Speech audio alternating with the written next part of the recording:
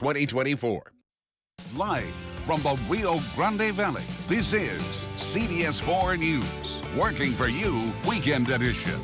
Well, good evening, Valley. Thank you again so much for joining us here at CBS 4 530. I'm Danielle Banda, and we have... I'm Chief Meteorologist Bryan Hale, working with the incomparable Dan Banda. Good to have you here. I'm so excited about this. It seems like it's a beautiful Sunday, Bryan. It truly is. It would have been better if it had rained earlier this morning, but oh well. We got a little drizzle for our trouble, and we got some gusty winds for our trouble for sure. DHR health camera here shows a lot of cloud cover off our camera along I-2. The east, and again, I'm going to talk about cloud cover for tonight. Plenty of it, and it's not going to go away anytime soon. A little light shower activity left over to the north, and that's it. The cold front moved through earlier today and opened the door for a north wind, which allowed temperatures to drop on down into the 60s. At 9 o'clock, it was 75. By noon, it was 65. Now, look at how much rain we've had. Oh, that's nothing. I mean, you're talking 1/100th of an inch, Edinburgh. That's thinner than an onion skin. And an 8/800th at Brownsville? Yeah, very little. We have a little bit more in store tonight and tomorrow in terms of light drizzle, and that's all. A high-res satellite shows all that cloud cover. And the peak winds that I was referring to, not the strongest winds, but I think more localized winds that didn't hit the airports ended up toppling some power lines and such. So we're going to have more on that in just a bit. But still, that is all backed off as well, because now we have a north wind on the back side of the front, 10 to 15 in the upper valley and 20 to 25 near the coast. That's doable. Look at that, 64 at McAllen. That's good stuff. 67 at Harlingen, 70 at Brownsville. Overnight tonight, that chance for light drizzle shows up as the green bars, 20 to 30%, and temperatures will drop on down into the low 60s overnight tonight. That's your 6 a.m. right there. 20 to 30% chance for light drizzle, and 63 to 65, 62 to 65. That's not bad. We're going to talk about that drizzle for your morning commute coming up. Thank you, Bryan. Well, with today's weather, we have received multiple reports on live power lines being down, causing power outages. Now, Ed Couch PD told CBS 4 that they responded to many reports of downed lines. And in cases like these, fire officials remind you to simply stay away from the affected areas and of those lines. Now, if you do happen to see a downed power line, you're recommended to call local fire departments. And the search is on for the driver involved in a 3-vehicle crash that left 1 person dead and injured 5 others. The crash occurred Saturday evening on FM 1925 and Udesti Road, east of Edinburgh. Authorities found a silver Chevrolet Malibu with 2 men inside, and driver lost control and veered into westbound lanes, hitting 3 vehicles, a mailbox, and a fence. The driver of the Malibu fled the scene on foot, and anyone with information on the driver is asked to call 911.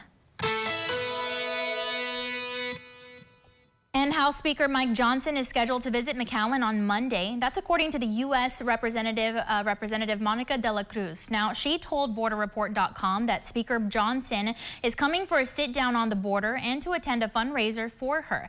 De La Cruz is looking to keep position from Democratic challenger Michelle Vallejo. And last week, the Senate has rejected all impeachment articles against Homeland Security Secretary Alejandro Mayorkas. A final vote tally, 51 to 49, came after 3 hours of deliberations, and that ended the Senate impeachment trial against Secretary Mayorkas over his handling of the southern border. On our weekly political talk show, Inside Valley Politics, we spoke with U.S. House Representative Henry Cuellar, a Democrat representative for U.S. House District 28, which covers Starr County. Now, Cuellar believes the rejection comes from the fact that the Constitution calls for an impeachment based on crimes being committed and not policy issues. So we asked Cuellar if he has confidence in Mayorkas as Homeland Security Secretary. Now, do you have faith in Alejandro Mayorkas' abilities as Homeland Security Secretary? Yes, I've sat down with them, and we certainly agree on a lot of things. There are some things we disagree, but again, it's important to note that it's not only the secretary that does his work, but it's a career. 260,000 men and women that work for Homeland Security, and I support the men and women in blue and green, and certainly the ICE agents also.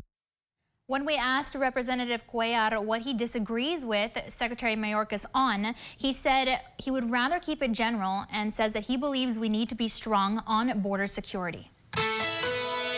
And a crash involving a tram at Universal Studios Hollywood left 15 people injured last night. At around 9 p.m., officers received a call on the crash, and upon arrival, one person was reported critically injured as the other victim's conditions were not released. Details on what led up to the crash are still unclear.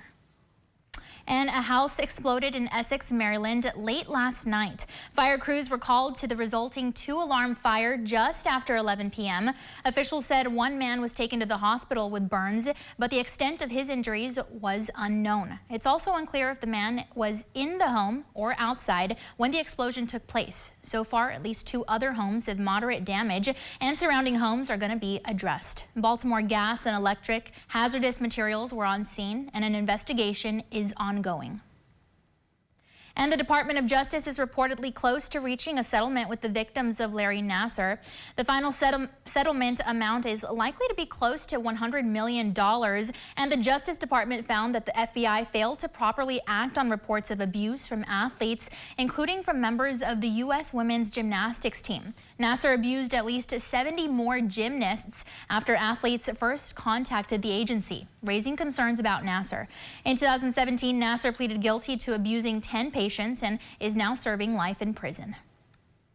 And opening arguments in the historic criminal trial against former President Donald Trump are set to begin on Monday in New York. CBS's Christian Benavides reports.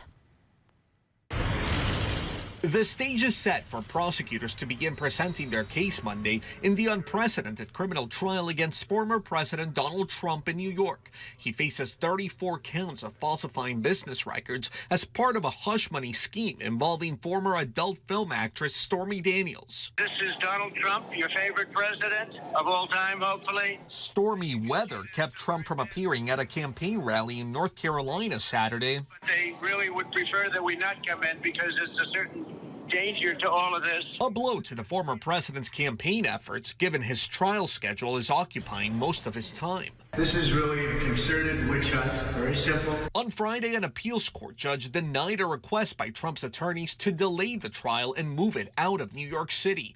The jury of 7 men and 5 women includes a teacher, an investment banker, and a corporate lawyer. The assigned foreperson is originally from Ireland. CBS News legal analyst Ricky Kleeman says it will be a critical first day. There are studies that say that 80% of jurors' minds are made up at the end of opening statements. Yeah, I would testify, absolutely. The former president has said he is willing to take the stand in his own defense. Christian Benavides, CBS News. And the drama unfolded in a park outside the courthouse where a 37-year-old man set himself on fire and later died in the hospital. This week, Tesla has recalled nearly 4,000 Cybertrucks. The recall was announced over faulty accelerator concerns where the accelerator could sometimes become stuck to the floor. Tesla says more than 3,000 vehicles will be called back for repair, including all of those manufactured between November 13th of 2023 to April 4th.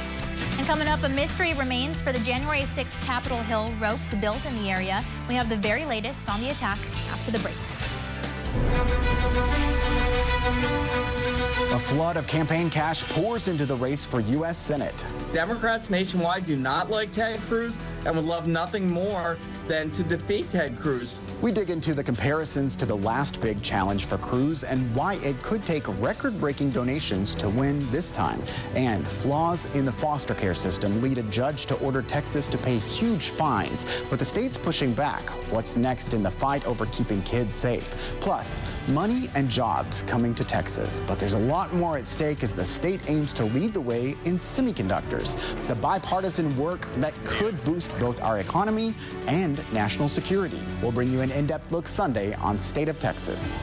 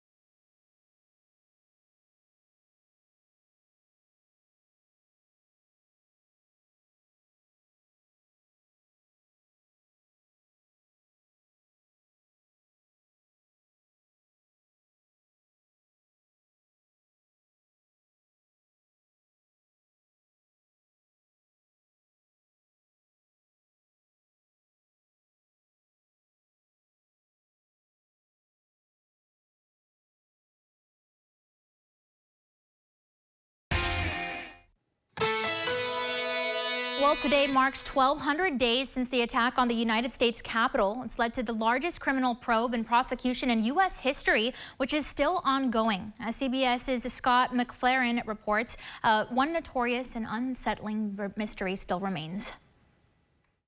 It might have been the most photographed crime in American history. But 3 years later, one particularly troubling image has yet to come into focus. You'd like to have an answer to that question? I'd love to have an answer, but we can't find it out so far. The people who constructed the gallows on the west front of the Capitol on January 6th have never been identified amid a mob chanting to hang some political leaders.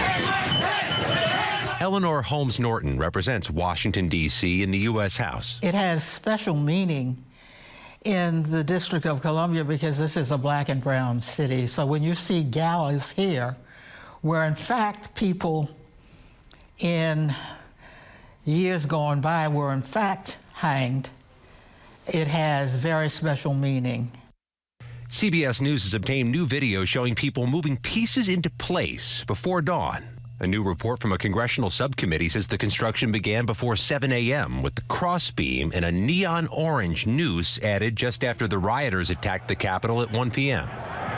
CBS News has learned the rope was cut and tossed down after the riot and recovered by an international journalist who turned it over to the FBI. Started the White House Historical Jane Society. Campbell of the U.S. Capitol Historical Society says it's an image that is now seared into history. The images of terror at times when our country is in its worst moments stick with us. Though that mystery remains, the Department of Justice and the FBI have found more than 1,350 people they believe were part of the January 6th attack, with hundreds more arrests still possible.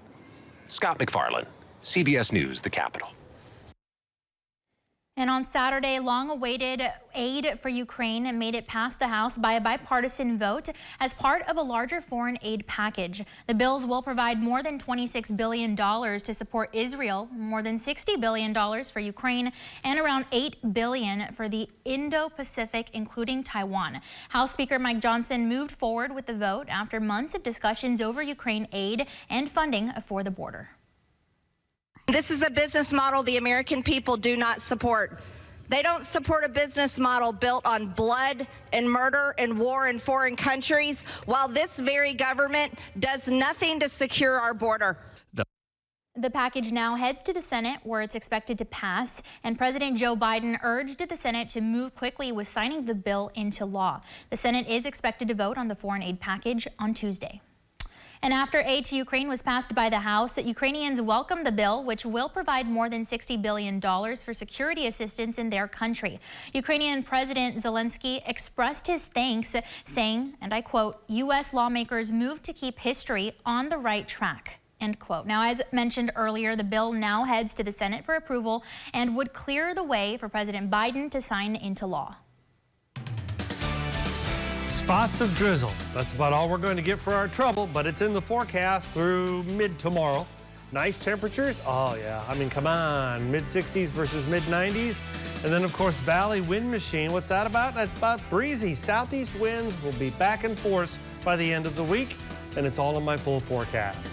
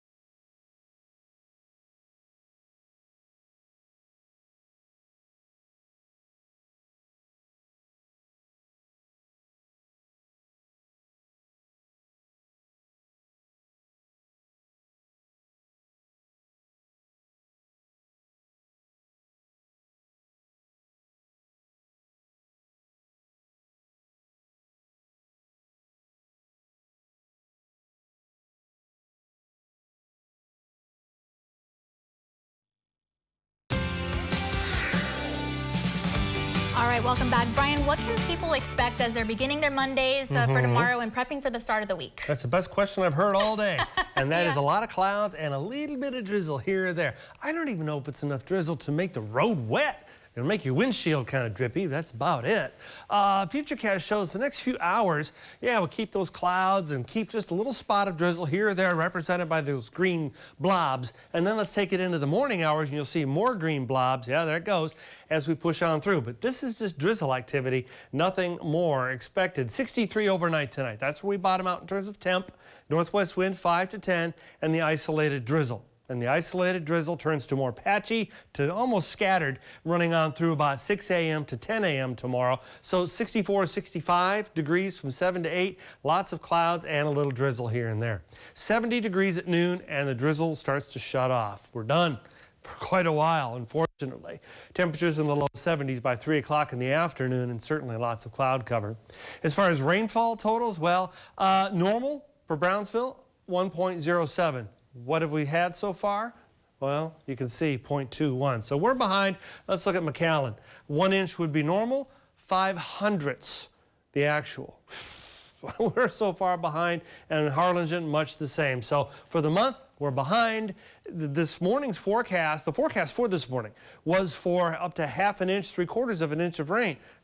We didn't get it. So we could have erased those deficits with that one swipe, but it just didn't come to pass for us. Our atmosphere just was not willing to play ball. 74 at McAllen tomorrow, lots of clouds and patchy drizzle. Northeast wind 10 to 15 miles an hour. And as I said, when the rain or drizzle tomorrow is done, it's done. Take a look at goose eggs all the way across the forecast for rain through the end of the week and the upcoming weekend.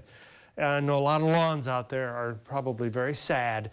Spring breeze. Let's go ahead and take the drizzle and rain out of the forecast and put wind in the forecast because the valley wind machine is coming back to fire up. High pressure east of us, low pressure west of us. One pushes, the other pulls, and the air goes right across the valley at an aggressive rate out of the southeast. And it'll pretty much be in the breezy category for Thursday through the upcoming weekend. 15 to 25 miles an hour, gusting 30 to 40 miles an hour or somewhere in between. The weekend forecast breaks down. If it's not going to rain, let it be nice, I say. 91 apiece for Saturday and Sunday, partly cloudy apiece, and also apiece. Southeast wind 15 to 25, gusting to 35. So, two bookends there for Saturday and Sunday. The 7-day forecast does take that shift from any chance for rain out to the chance for breezy days on through the end of the week and the upcoming weekend. Also note the high temperatures in the forecast, 89, 90 degrees. That's actually normal for this time of year. So, I mean, that is a typical valley springtime forecast right there while we wait for the tropical forecast to unfold starting in June, and then we can maybe get some more rain in here. Yeah, pretty good. Thank you so much for letting us know about that. I am always worried about washing my car and fixing my hair, so that's good information there. Awesome. More good information is our sports director, Ruben Juarez, standing by. A lot going on in the world of sports, I hear. Ruben? Indeed, we're talking basketball and baseball. UTRGV looking to end its series against Tarleton on a positive note. We'll have highlights after the break.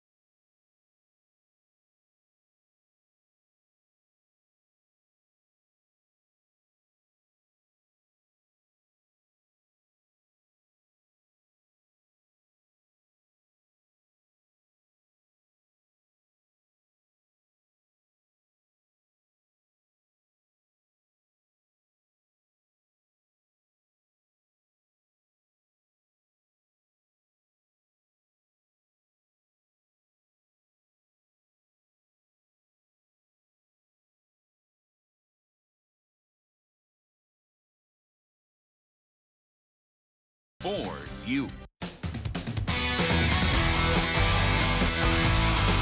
Now, Valley Sports Central from the VTX1 Sports Desk. The UTRGV baseball team wrapping up its 4-game road trip this afternoon. Vaqueros looking to leave Stephenville with a series win over Tarleton State. The Vaqueros and Texans split a doubleheader on Friday. Bottom first, the Texans hit a ground ball up the middle. Isaac Lopez making the diving stop. Flips it to second. Vaqueros get the inning-ending double play. UTRGV would open the scoring in the second inning. A different story by the fourth. Tarleton up 5-1. Vaqueros catcher Steven Lancia throws out the runner looking to swipe a second. Tarleton hangs on though. The Texans beat the Vaqueros 7-2. UTRGV hosting 24th ranked Lamar on Monday night. In the majors, the Astros are losers in 4 of their last 5 games. 2 of those losses coming in extra innings, including last night against Washington. Rubber match this afternoon in D.C. Nats up 1-0 in the first with runners on second and third. Luis Garcia base it up the middle. Both runners make it home. Nats take a commanding 3-0 lead. We'll skip ahead to the 6th inning. Washington on top, 5-0. Make it 6-0. Nick Senzel with a solo shot to the bullpen. The Nats blank the Astros 6-0. Next up for Houston, a 3-game series at the Cubs, which gets underway on Tuesday. The Rangers closing out their series tonight against the Braves.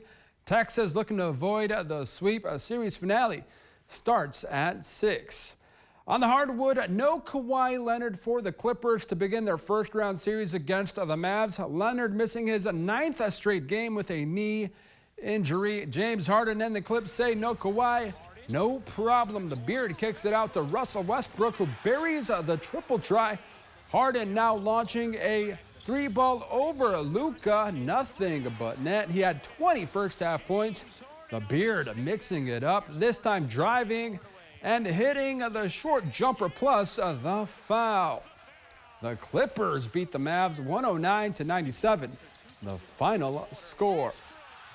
Over in Boston, the Celtics hosting the Heat in game 1 of their first-round series. A late first half, Kristaps Porzingis buries the deep triple. Boston up by 17, third quarter. Celtics kick it out to former Spur Derek White. He knocks down the 3-ball. Boston taking care of business. Celtics win 114-94.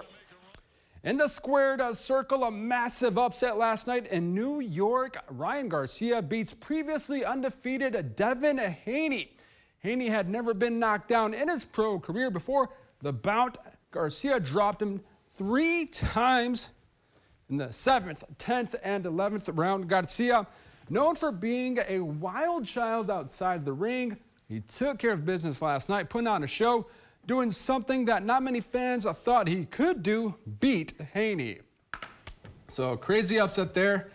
Knocking a guy down 3 times that's never been knocked down before is pretty crazy. It really is. You know, I know a lot of folks that were making way to different parties and stuff just to watch this stuff unfold on TV, and I saw the pictures online. Big upset. It really is, I know. Call that a whooping where I come from. Oh, boy. Take a look and you can see what we've got for you overnight tonight. Well, you know, the next few hours we're going to hold on to the 67 range and lots of clouds and still the chance for a little pocket of drizzle. And that pocket of drizzle will last overnight tonight now and again into early tomorrow. So your drive tomorrow morning will be cloudy and fraught with patches of drizzle. And then, of course, you've got temperatures that will top out in the low 70s tomorrow. That's going to be pleasant. And then low 80s for Tuesday with clearing skies, and all is well. So then the breeze comes back later in the week as we go through next week. Thursday and Friday, out of the southeast, 15 to 25, gusting to 35, and that lasts into the weekend. The biggest problem with this forecast is there's no more substantial opportunity for rain. So we're going to have to just hold on, grin and bear it. All right, well, it sounds good to me. Brian, thank you so much for everything. Sure. And Ruben, thank you so much. And thank you for watching us here on CBS 4 News. But we'll see you back here soon for more headlines at 10.